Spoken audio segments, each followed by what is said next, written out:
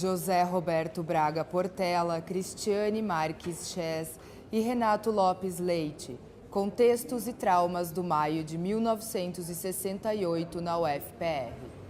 O capítulo que vamos apresentar é Contextos e Traumas de maio de 1968 na UFPR. É um texto produzido por mim, José Roberto Braga Portela, pela Cristiane Marques Chess e pelo Renato Lopes Leite. Nós contamos com a participação de alguns estudantes, como o Helder Silva Lima, José Adil de Lima e Rodrigo Gomes de Araújo. São os nossos agradecimentos. Bem, antes de iniciar a leitura do texto, uma coincidência de data, Hoje é 11 de setembro, comemora-se, entre aspas, os 40 anos do golpe militar no Chile, destino ao qual alguns dos nossos personagens, que nós não citamos propriamente nomes ao longo do nosso texto, mas são personagens da questão aqui do movimento estudantil da década de 60, da segunda metade da década de 60, aqui na nossa universidade, figuras como Teresa Urban, Carlos Marés de Souza, José Guilherme Magnani, que estiveram exilados no Chile, e que após 73, inclusive, tiveram que se deslocar de lá. Então, é uma coincidência, quer dizer, não deixa de ser também, eu acho que da nossa parte, uma homenagem, digamos assim, a essas pessoas, dentre tantas das que participaram deste evento traumático, digamos assim, do maio de 68. Então, vamos à leitura do texto. Nos 21 anos do ciclo militar, 1964-85, a tortura é a identidade, a relação e o conflito entre a essência repressora do Estado e sua obsessão desmobilizadora da sociedade.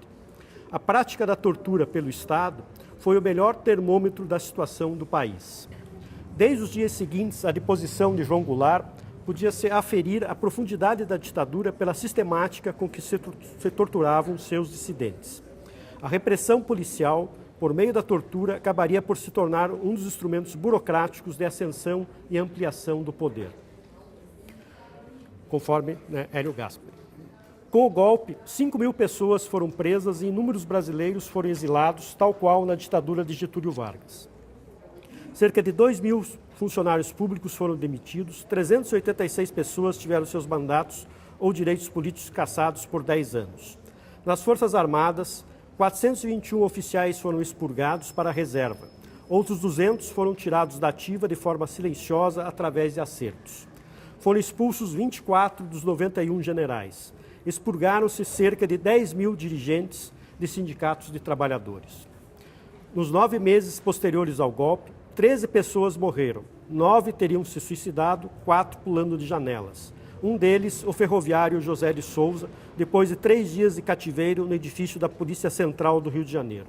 Foi do 3º andar ao chão do pátio interno no dia 17 de abril de 1964. Esse pátio atraía suicidas desde 1936, quando ali se registrou a morte de 2 comunistas. No dia 2 de abril, Gregório Bezerra, preso, fora puxado por um jipe através de Recife. Foi espancado com uma barra de ferro em praça pública por um oficial do Exército. À noite, foi visto na TV, machucado e sentado no chão do pátio do quartel. No dia 2 de junho, Carlos Heitor Coni publicou no Correio da Manhã carta da filha do almirante Cândido Aragão, que comandaram os fuzileiros navais de João Goulart, preso desde 2 de abril na Fortaleza da Laje. A filha dizia que o espectro de um homem que vi chora e ri desordenadamente e não consegue articular uma frase sequer. Ou seja, até mesmo entre os oficiais das Forças Armadas rompera-se em 50 anos o cavalheirismo. A repressão política, de nova qualidade, emanava do coração do regime. A tortura passara a ser praticada como forma de interrogatório em diversas guarnições militares, instalado como meio eficaz para combater a corrupção e a subversão. Na impossibilidade de encarcerar os corruptos que migraram para o novo regime, a tortura restringiu-se aos subversivos. Aos poucos, a ordem revolucionária teve de conviver tanto com os corruptos como com os torquemadas, que, infiltrando-se nas cabeceiras do regime, desejavam fazer do combate à ladroeira uma alavanca para o poder pessoal. Surgia o termo linha dura para designar os ultra-revolucionários e também os zurrapas, oficiais que usavam a indisciplina como poder paralelo para ascender. Em um encontro dos bispos da província eclesiástica de Pernambuco, em meados de junho de 1964, o coronel Hélio Ibiapina disse a Dom Helder Câmara, na presença de seus companheiros de episcopado: muitas vezes o senhor tem vindo ao Quarto Exército reclamar de torturas contra presos políticos. Traz os nomes e as torturas a que esses homens foram submetidos, e não sei como consegue essas informações. Invoco o seu testemunho para dizer que nunca neguei que as torturas existissem. Elas existem e são o preço que nós, os velhos do Exército, pagamos aos jovens. Caso tivessem os oficiais jovens empolgado o poder, os senhores estariam hoje reclamando não de torturas, mas de fuzilamentos. Nós torturamos para não fuzilar. Castelo Branco vacilava em coibir a anarquia, a indisciplina e o radicalismo policial nas Forças Armadas, pois temia perder a base militar.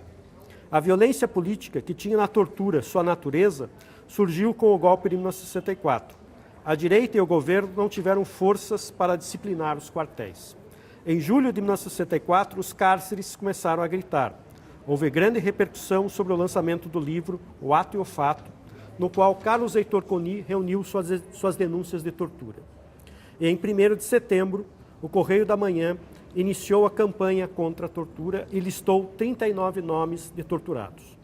Amparada por diversos pronunciamentos no Congresso, a campanha do Correio feriu o governo, e sua reação foi o primeiro capítulo de uma tragédia em que o poder do governo se confundiu com a violência da tortura.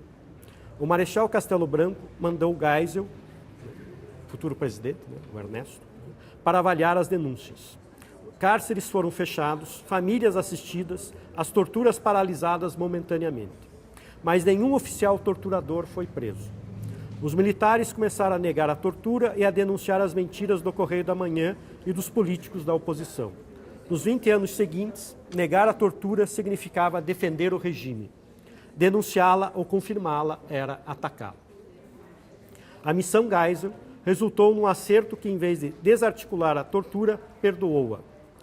As denúncias de tortura feitas em juízos militares caíram de 203 em 1964 para 84 em 1965 e para 66 em 1966. Dentro do aparelho burocrático, porém, passara-se a senha da impunidade. E não só da impunidade. Como o tempo haveria de mostrar, a repressão tornava-se um dos instrumentos burocráticos de ascensão e ampliação do poder. Tal argumento vai de encontro à tradição e à experiência de oficiais das Forças Armadas praticarem a tortura desde o Estado Novo, na chamada Quarta Delegacia.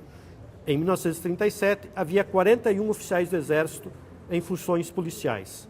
A polícia do Rio de Janeiro era chefiada pelo capitão Felinto Miller, presidente da Arena no governo Médici. O capitão Afonso Miranda Correia chefiava a Delegacia de Segurança Pública e Social, foi condecorado pelo governo alemão em 1938 e administrou a Escola Superior de Guerra nos anos 40. Já o tenente Rio Grandino Cruel era o inspetor-chefe do DOPS durante a ditadura de Getúlio e chefe da Polícia Federal no governo Castelo. Então, na sequência, eu vou apresentar os fatos que levaram o reitor e os estudantes a um confronto, que a gente caracterizou como maio de 68 na UFPR. O contexto da agitação no país levaria ao AI-5, em 13 de dezembro de 68.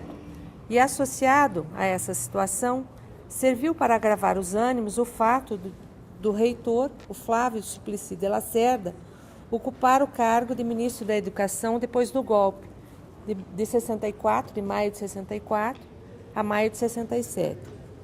E na função de ministro, o ex-reitor vai promulgar uma lei que punha as instituições estudantis na clandestinidade. Então, a UNE e a UP, a União Paranaense dos Estudantes passam a entrar na clandestinidade. Nós temos que lembrar que trata-se de um contexto de tumultos. Há uma série de exemplos, né, de conflitos ocorrendo no âmbito nacional e também no âmbito estadual desse período. Como, por exemplo, em 25 de junho de 1966, uma bomba explodiu no aeroporto de Recife. O general Costa e Silva, que era o escolhido à sucessão militar, só não foi atingido porque viajara de carro. A bomba, entretanto, matou 2 e feriu 13 pessoas. No mesmo dia, outras 2 bombas explodiram, uma no consulado dos Estados Unidos e outra na União Estadual dos Estudantes. Em março, 2 outras bombas haviam explodido em Recife. Com esse ato, Ação Popular, dissidência católica do PCB, surgia o terrorismo de esquerda, ou terrorismo defensivo.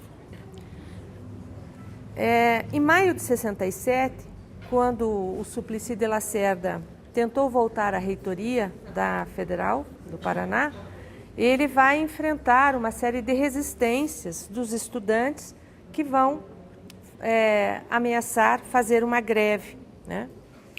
Em 30 de agosto de 67, os estudantes fizeram um protesto na Assembleia Legislativa contra a política universitária do governo federal. E eles reclamavam de 3 coisas. Eles reclamavam da extinção da União Paranaense dos Estudantes, né, a UP, que havia sido colocada na clandestinidade, o corte de verbas do restaurante universitário, que na época era dirigido pelo DCE, e também, né, um ato bastante complicado e grave, que era de tornar o ensino superior pago. Então, em 15 de dezembro, eles realizaram a operação chamada Panela Vazia, no intuito de fechar o restaurante universitário e secundarista por um tempo indeterminado. Isso afetou cerca de 4.000 estudantes, né? E acabou também trazendo uma grande polêmica entre o reitor e os estudantes. No ano de 68, nós vamos ver que muitas passeatas estudantis surgem, né, em protesto contra a morte do estudante Edson Luiz de Lima Souto, no Rio de Janeiro. E em 2 de abril de 68, houve uma assembleia no restaurante do DCE, aqui na Federal, com 600 estudantes. E os estudantes, eles elaboraram um panfleto datilografado, que dizia que os protestos eram contra a fome e contra o cacetete, né? No dia 3 de abril, às 19 horas, houve uma nova passeata. A gente pode observar um pouquinho antes, né, Bill? Essa é a passeata. Essa aí essa é a passeata, né? Em 3 de abril houve uma nova passeata. Num dos 3 comícios relâmpagos, o orador sugeriu invadir a reitoria, destruir o busto do reitor. No DOPS, a gente tem um registro, né, dessa intenção, e as versões são um pouco diferentes, né? Na primeira versão, os estudantes, então, comentam, né, esse acontecimento, e há a seguinte passagem: Telmo, entretanto, conclamou os manifestantes a seguirem até a reitoria da Universidade Federal para derrubarem o busto do Flávio Suplicy de Lacerda. Quase que descontrolada, a multidão foi contida por Estênio, enquanto outros do grupo organizador carregavam Telmo para longe da manifestação. Em outra parte do relatório do DOPS, nós vamos encontrar o seguinte relato: nessa ocasião, foi tentado um início de quebra-quebra com proclamações de vamos quebrar a reitoria, tendo um grupo se proposto a isso, indo na direção daquele edifício, mas não realizando a ação. Depois, 6 dias depois desses acontecimentos, o reitor pediu né, que a PM ocupasse o restaurante universitário, né? O reitor alegou que o DCE havia furtado bens do restaurante e, por isso, então, né, a polícia deveria cuidar. Depois de um grande diálogo aí com os estudantes, né, as tropas acabaram saindo e a polícia deixou o restaurante, mas o reitor negou as verbas para continuar mantendo o restaurante do DCE, o que criava uma queda de braços com os estudantes. No mês seguinte, em maio, foi criado um curso de engenharia pago. E na véspera do vestibular, no dia 11 de maio, o Centro Politécnico foi ocupado pela polícia. E essa ocupação aconteceu à noite, foi um sábado à noite, né? No domingo, um clima de tensão vai ser gerado e vai descambar num confronto entre policiais e estudantes. O confronto iniciou-se às 7 da manhã de domingo, no dia 12 de maio. 200 estudantes agruparam-se nas proximidades do Centro Politécnico, na rodovia BR-116. Andaram 100 metros na estrada, mas as tropas obstruíram a passagem e o comandante advertiu: "Daqui vocês não passam. Se tentarem, o pau quebra." Os estudantes então fecharam o centro e o comandante deu 5 minutos para eles se dispersarem, né? De fato, não deu nem tempo, porque logo em seguida a cavalaria avançou sobre os estudantes e pisoteou uma moça. E 2 jovens também acabaram sendo atingidos pelo sabre, né, pelos golpes de sabre dos policiais, e 7 foram atingidos pelo cacetete e pisada dos cavalos.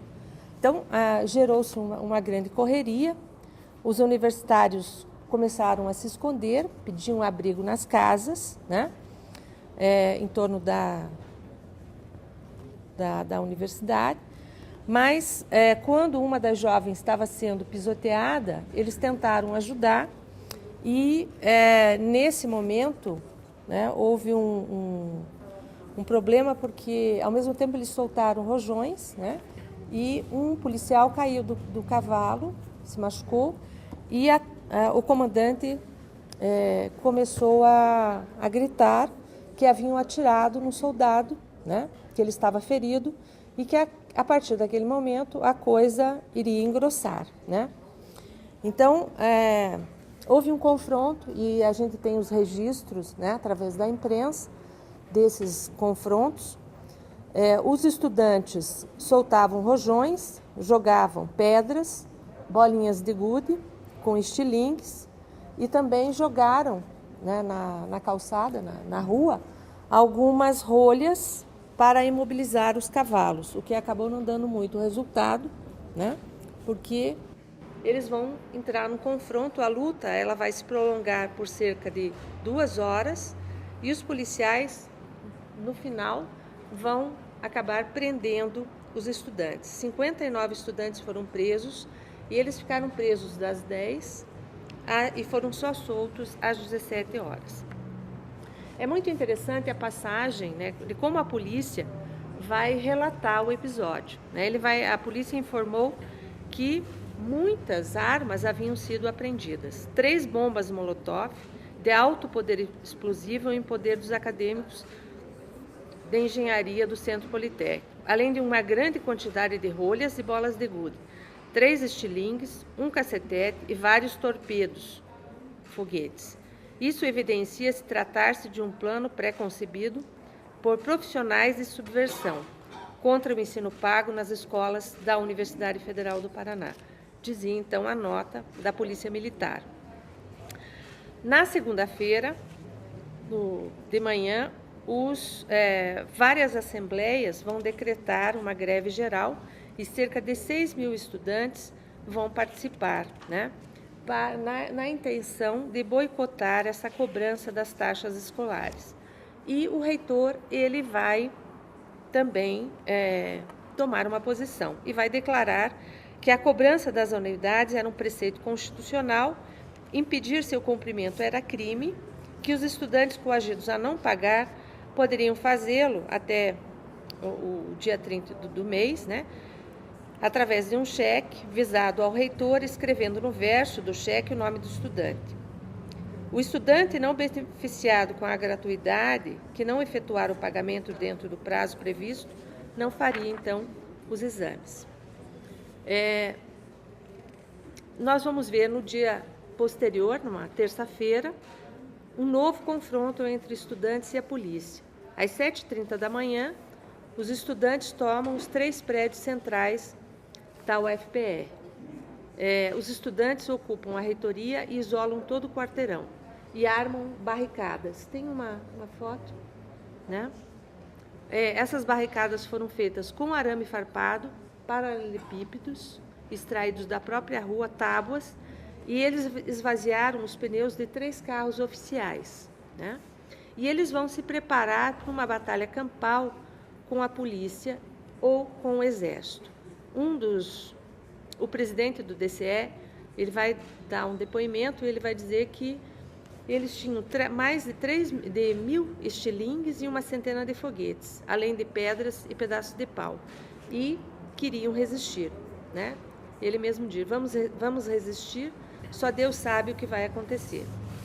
Então, os estudantes, eles vão tomar aí, eles tinham por intenção tomar a escola de engenharia no Centro Politécnico, onde se realizava o vestibular, né, daquele curso novo, curso que seria pago, mas eles acabam ocupando os prédios centrais aqui, né, da reitoria, e os funcionários da reitoria foram embora, o reitor não apareceu, e é nesse momento, então, que nós vamos ter o busto, né, do reitor Flávio Suplicy derrubado, e a gente tem uma imagem, né,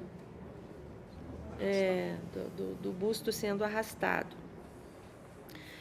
Os estudantes mantiveram essa posição até às 11 da manhã e só saíram quando as reivindicações foram atendidas. Que reivindicações eram essas? A retirada das tropas, da Polícia Militar e todas as unidades da universidade e a suspensão do vestibular da Escola de Engenharia, né? Então, só nesse momento, depois desses acertos, é que eles saíram.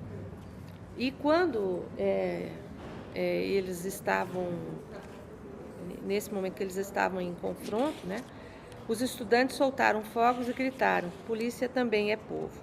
E a imprensa acabou publicando uma matéria que se chamou Celebrada a Paz na Universidade.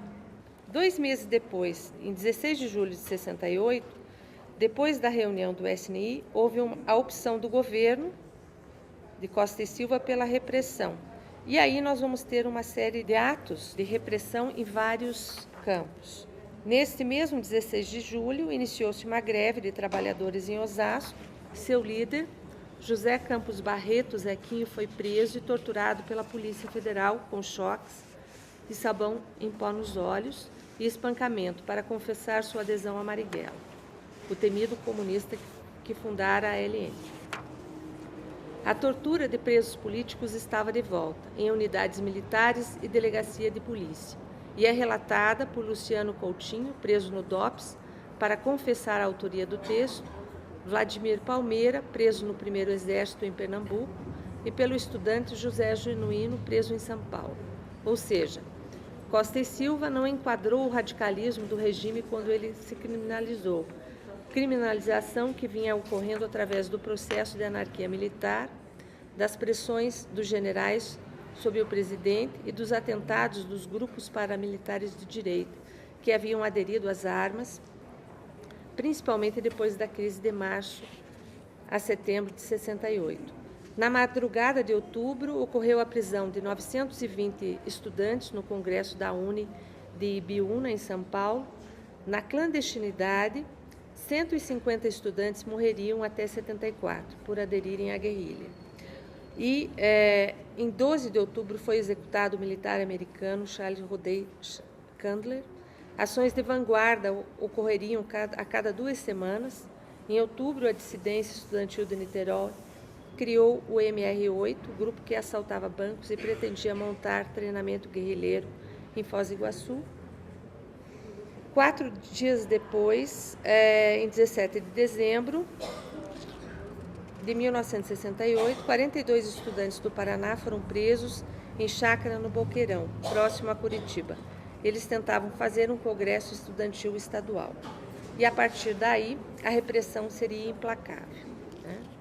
E aí nós vamos ver os crimes da ditadura. E desse momento do texto, eu só queria registrar, no Paraná, né, nós tivemos 175 pessoas que foram vítimas de tortura.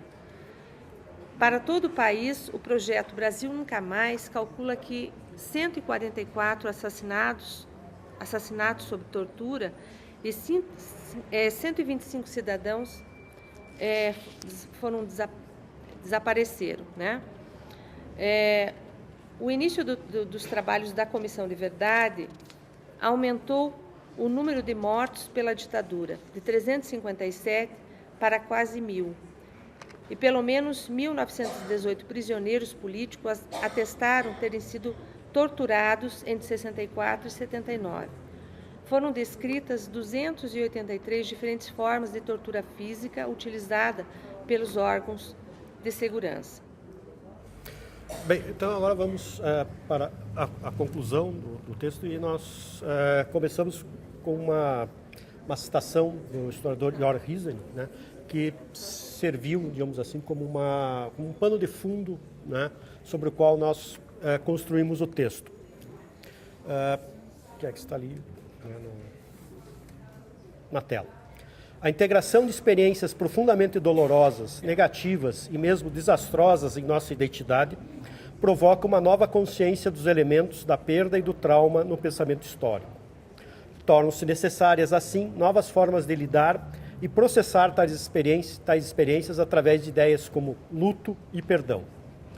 Durante o período da ditadura militar, foram assinados diversos acordos de cooperação entre o governo brasileiro e a Agência dos Estados Unidos para o Desenvolvimento Internacional, né, USAID.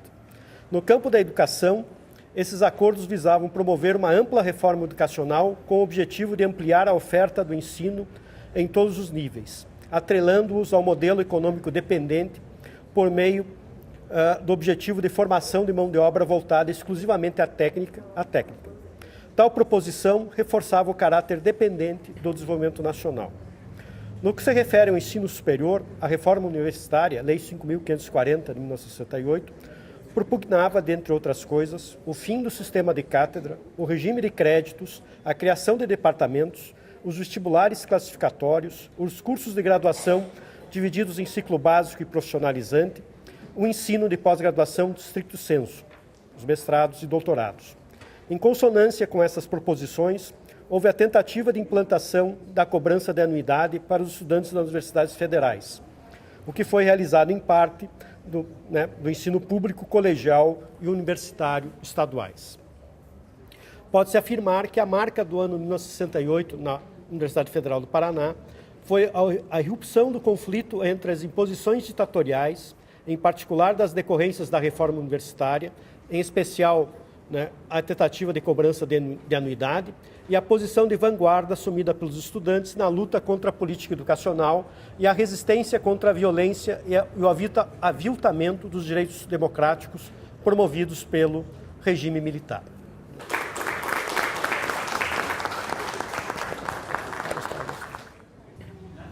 E lembrar José Rodrigues Vieira Neto, Amilcar Gigante e Regines Prockmann, que foram os 3 professores aqui da universidade, aposentados compulsoriamente durante o regime militar. E aí até fazer uma reflexão, né, particularmente com relação ao caso do José Rodrigues Vieira Neto, que era professor constitucionalista da Faculdade de Direito e que ocupava a mesma cadeira que o pai, Ulisses Falcão Vieira, que era daquelas famílias, né, fundadoras da universidade, né, não era senhor de escravos, era desse grupo dominante, e que o filho, né, ou seja, a primeira geração, primogênito, se tornou o primeiro deputado do Partido Comunista Brasileiro em 46, depois caçado em 64 os seus direitos aqui na Universidade Federal. Então, onde vocês indicam os nomes de professores, né, célebres, né, como Florestan, sugestão, se vocês levarem adiante, também trazerem os professores aqui da instituição que sofreram as mesmas agruras, né? Ele é tio-avô do Carlos Eduardo Vieira? Então, tem isso, tem isso. Pai da Cecília. Pai da Cecília. Tem uma rede. Minha filha foi entrevistada por mim no livro dos 95 anos, tá? Pode.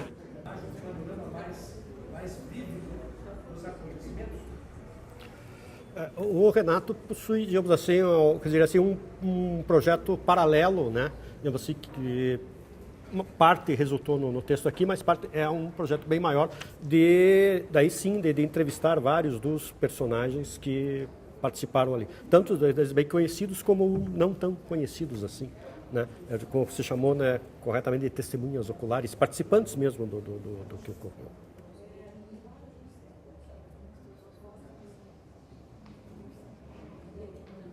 Também tentou com o arquivo do DCE, do Movimento Estudantil da UFPR, mas, digamos assim, os arquivos do DCE, dos diretórios estudantis, etc., eles encontram-se em uma situação muito pior do que os arquivos institucionais da própria universidade, né? Praticamente eles inexistem, né? A parte que foi tomada pela universidade, né, em 68, quando tomou-se o prédio, etc., mas ela nunca voltou para o DCE, sabe-se lá se ele ainda existe, né? Não há informações sobre isso. E o material produzido pelos próprios estudantes também sofre, de tempos em tempos, por mudança dos grupos políticos que assumem as entidades, um apagar da memória do grupo anterior, assim, que é até criminoso, eu diria assim, né? Então, sobreviveu muito pouca coisa, né? O que eu sei, mas aí também refere-se ao movimento estudantil da reconstrução do DCE em 78 e 79, né, é que parte disso, daí nos anos 80 e anos 90, digamos assim, o fundo de arquivo mais significativo está na mão de algumas pessoas. Quer dizer que daí guardaram da sua gestão, né, ou da gestão próxima do seu grupo político a que pertenceu e deixam em casa, né, alguns até trabalharam com isso, já produziram algumas dissertações, etc., aqui na universidade, monografias de conclusão de curso, etc., mas guardam isso com eles, né? Eu até diria que é até engraçado, né, um historiador falar isso, mas é até correto, porque se devolver ao DCE, vai desaparecer. Assim como parte do acervo que já teve lá já desapareceu, né? Então, tem que se contar com essa situação. Mas o que você coloca é extremamente importante, é interessante, etc., mas nós sofremos com uma barreira que é esse acesso a coisas que até mesmo não existem mais, não se sabe mais isso. Mas corre o risco, né? Acho que a Tarcísio até sabe mais do que isso, por fazer parte da administração superior. Por exemplo, um prédio, pode-se sumir um prédio inteiro, né? Que é o prédio do DANC, do diretor acadêmico Nilo Cairo, da medicina. Quer dizer, o prédio pode sumir. Quer dizer, o que estava lá dentro já sumiu, né? Digamos assim. Agora, corre o risco de, por mais alguns dias, o próprio prédio sumir. Como vocês trabalharam, e eu acho que ouvindo essa discussão, que eu acho que tem um tema de fundo, que é essa questão dos arquivos, né, e a base de memória que nós temos dois arquivos que me parece que precisam ser melhor trabalhados, já foram num sentido, mas precisam ter trabalhado no outro, são das casas estudantis. Na casa da estudante, eu trabalhei um pouco com esse arquivo, que eu estava fazendo um trabalho de 50 anos da casa. É um arquivo, eu não vou dizer em boas condições, mas pela condição da casa, que não entrava homens, não entrava ninguém a não ser as moradoras, aquela condição quase de clausura da casa, muito material ainda foi preservado na casa. Acho que essa é uma fonte, porque também tem um recorte entre o movimento estudantil, essa luta de resistência, as moradoras da casa do estudante, Eu morei na Casa do Estudante nos anos 71, 72, 73 e acompanhei por dentro da casa a reconstrução do DCE. E a casa era a base para a reconstrução porque os namorados, entre aspas, podiam entrar no primeiro andar, no térreo. Então era a forma como a gente tinha para levar todos os rapazes do movimento estudantil para fazer a reunião dentro da casa. Era só fechar a cortina, a gente só fazia a reunião do movimento estudantil naquela casa e foi a forma de reconstruir o DCE e recuperar a partir dos anos 70, no período grave da ditadura. Imagino que a casa do estudante também deva ter arquivos, embora lá as condições daquela casa não sejam as mesmas da casa do estudante. Acho que são fontes assim que nós precisamos mapear. Como eu disse hoje de manhã, acho que a gente tem que ir numa agenda de pesquisa sobre a memória da universidade, né, que é importante a gente sistematizar.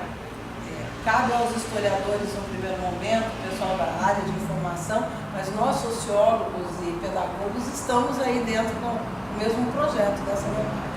E com relação ao DAN, você está preocupado que o prédio caia, apesar do prédio, se o prédio cair... A universidade está Não, a gente vai ter ainda, a memória lá foi preservada porque eu organizei todo aquele material e tem um livro sobre o DANC e o movimento estudantil, a importância da participação do DANC, né, no imaginário da comunidade. É muito interessante o trabalho deles, a luta, bem interessante. O DANC serviu de sede do DCE, 79. A primeira sede antiga comum. Isso também tem um site bastante amador, mas é uma tentativa de compilação de fotos da casa do estudante ali do passeio. Se procurar no Google, acha. Ó, para minha surpresa, Tem um blog de memória. Mas essa época o pessoal no final dos anos 70 e anos 80, Paulo César, né? mas assim, para minha surpresa, quando eu fui fazer a pesquisa dos 100 anos, eu soube que a casa do estudante não pertence mais à universidade. Tanto que em 2011, quando teve a reivindicação... Não, ela nunca pertenceu. Ela é uma fundação criada pelo governo Mourão. Isso, pela senhora... Criada pela esposa Emília. Mas é que sempre ele foi, como a gente diz, abrigava os estudantes da Universidade Federal. Não só. Depois ele mudou, quando ele saiu ali da Luiz Xavier, né? É que daí mudou o foco. Olha, a gente está uma boa de pesquisa aí.